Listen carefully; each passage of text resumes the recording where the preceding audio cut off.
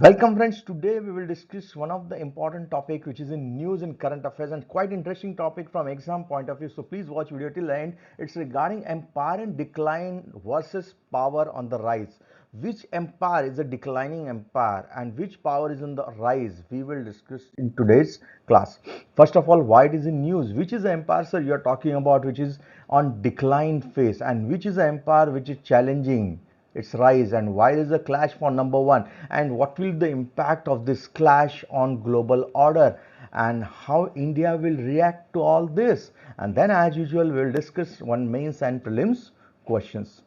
First of all, so why it is in news? On 2nd April 2025, USA President Trump announced new tariff on goods which are imported from rest of the world. Now what do you mean by tariff? I have already done a video and I will put the link in the box, so please go through that video.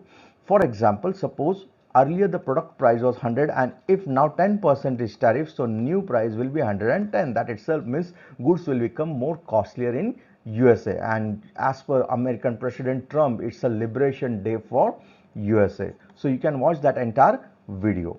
We will discuss the next thing. So which empire you are talking?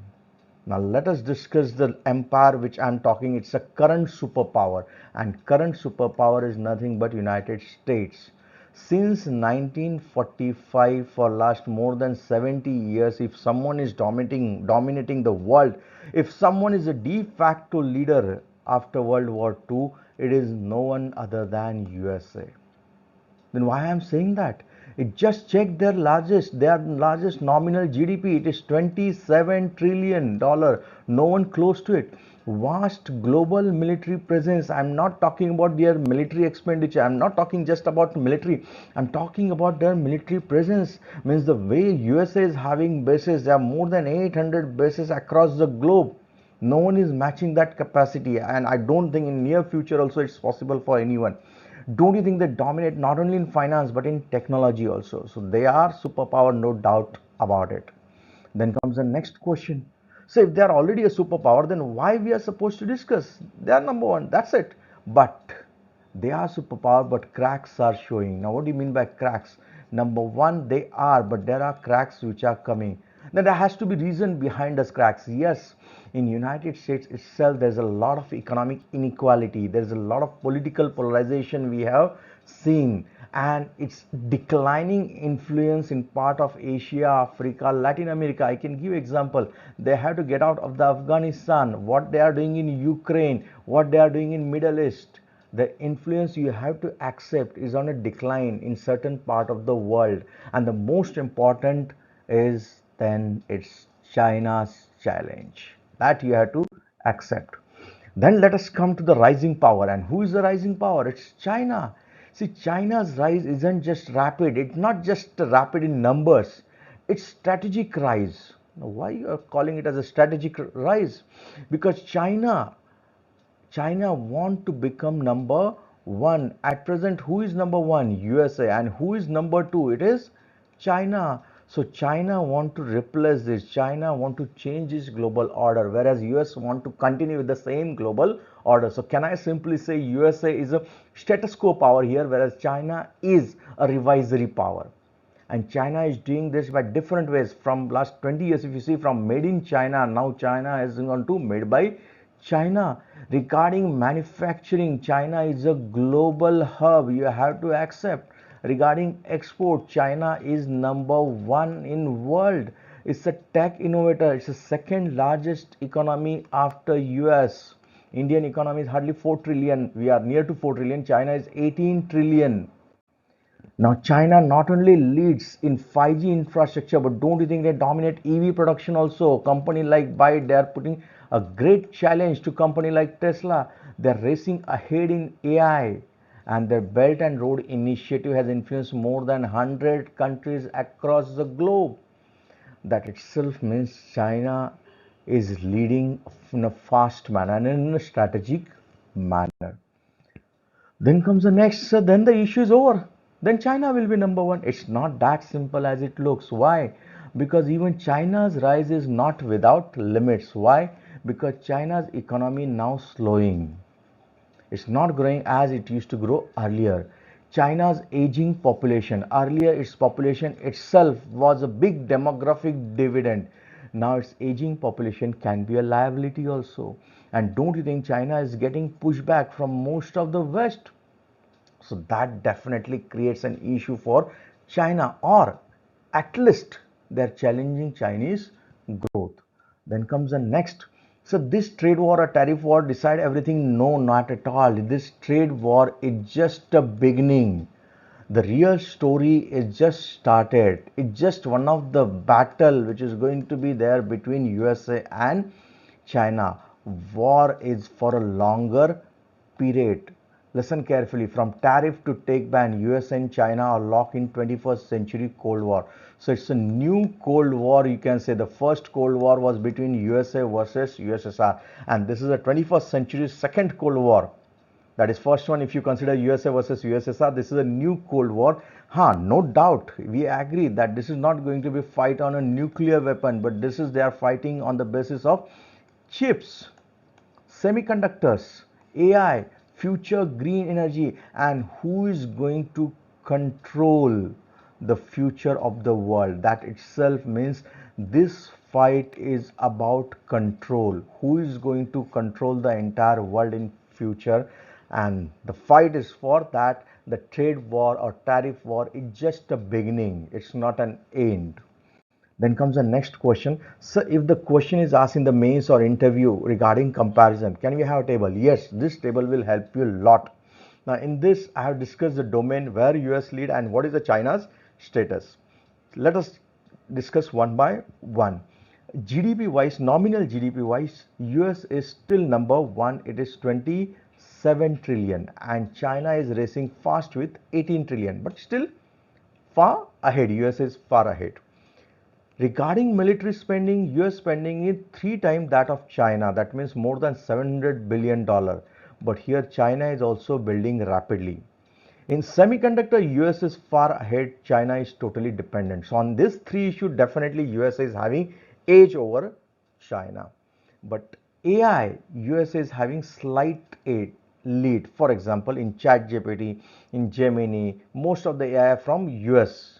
But USA is, China is also started with this aggressive DeepSeek and other programs. So research and development, they are also doing very well. Now comes to 5G, and in 5G, China leads. Its company Huawei, ZTE, they are dominating globally. Not only this, in electrical vehicles also China leads. Companies like BYD, they have put a great challenge for company like Tesla and others. They are giving an excellent car at a very cheap cost. Now then comes the next question. So whose currency dominate? Dollar still dominating, no doubt about it. But yuan is trying to internationalize itself. They're trying for BRICS plus currency also. In space, USA is slight lead, but China is also not far behind. Regarding diplomacy, USA is ahead for by NATO, G7, AUKUS alliances, whereas China is having BRICS plus SCO and RCEP. So regarding software, definitely US is having age, that is Hollywood. Second, democracy is a brand they talk, and dollar. Regarding this, China's culture is rising. Confucius institution they are trying to build more and more. So if you see this chart carefully, I repeat, if you see this chart carefully, no doubt, listen carefully, USA is number one. But please listen, China is also coming very close to number one. They are already number two and they are coming very close. And that's the reason in 1970s when USA help China regarding its technology and other development. Don't you think USA earlier used to see in 2000 China as just as a competitor, then opponent, and now they know that there's no big threat other than China, and if you won't stop China now, China will replace USA and it will become world number one. And China wants that. China is a middle kingdom. China wants the world order dominated by it. So this is a race for that. And China was already aware that these things are going to happen, and that's the reason China has prepared for this for last more than 10 years. How? Don't you think now USA has applied a tariff of 145%. Immediately China also reacted by 125%. That itself means China is not coming down. China has straight away said we are ready to fight any kind of war, including tariff war or any other war. We are ready for dialogue, but the dialogue should be on an equal footing and with respect. So that is what China demands. Then comes the next question. So will there be a global ripple effect? Yes, definitely, because most of the countries are caught in a crossfire, whether it is India, Southeast Asia, African countries. Definitely, because now you have to either take side of USA or China, or you are going to remain independent. Which side you are going to take? So here there is a, please listen carefully, here there are risks also and opportunities also. Then comes the next question. So what are the risks and what are the opportunity? Don't you think if USA is applying such a huge tariff on the goods which are going to come from China, then what China is going to do with those goods?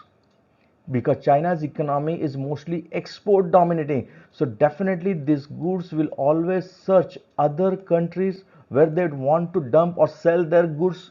So don't you think other countries will be flooded by the Chinese goods? So that is a risk for their economy also. But what are the opportunities? Don't you think to avoid this high tariff, many companies from China, there's a possibility they may diversify in other countries, say for in India, say for in Vietnam, say for Thailand, Malaysia, or any other country.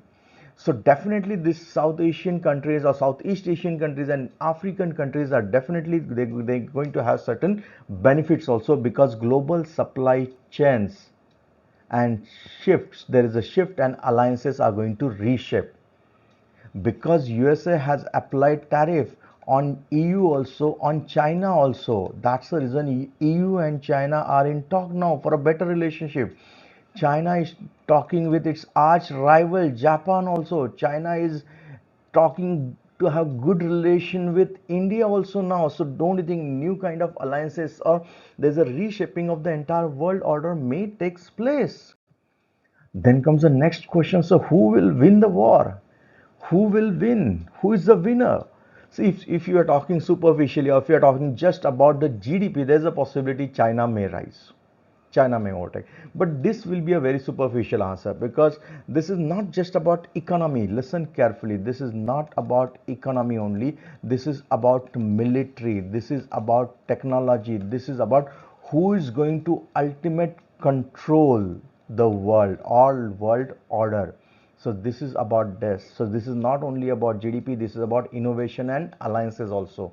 And don't you think in innovation and US alliances, at least for now, USA still leads. Definitely China is trying for it, but whether it will be successful or not, that time will decide. Now, it's not only about US and China, it's about shaping the world values and future tech. So battle, if you are saying so battle is over, no, it is not over, it is just started. There's a possibility that we won't get only any single winner, and there's a possibility we may have a multipolar world. It is possible.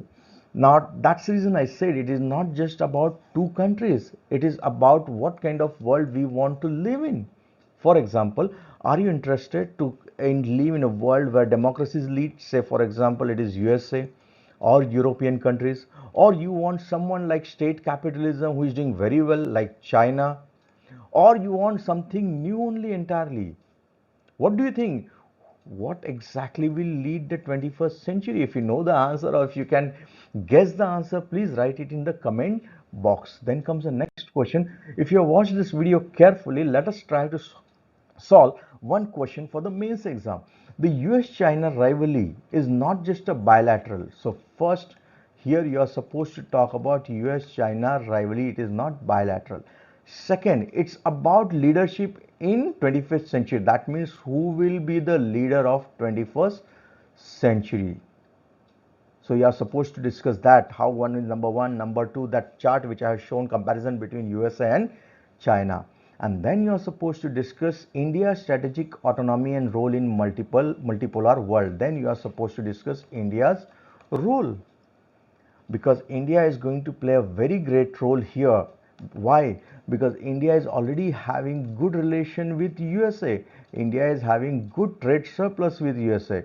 But please remember, with China we may have trade deficit, but we have good relation at least for trade. We are dependent on them. India is not a part of NATO, but India is a part of Quad. But at the same time, India is a part of Shanghai Cooperation Organization also. Definitely, India is not going to have immediately alliance or immediately, because we already know that our threat, who is our threat. But at the same time, India will definitely try for a strategic autonomy, and it won't be a mere spectator, rather it will play an important role in the coming multipolar world. So all these points you are supposed to include in your answer, then only you'll get good marks. Then comes the next question. So what type of questions will be there in the prelims? Now, don't you think US-China rivalry is going on? Let us discuss few statements about it. China is world number one exporter of good. Is it true or false? You are supposed to write. US has withdrawn from Trans-Pacific Partnership. Is it true or false? India is a formal member of NATO. And fourth, Quad includes following countries. And then you are supposed to check the answer which of the following statements are correct. Four options are given. If you know the answer, please write it in the comment box. If you like the video, please like, share and subscribe. Thank you very much.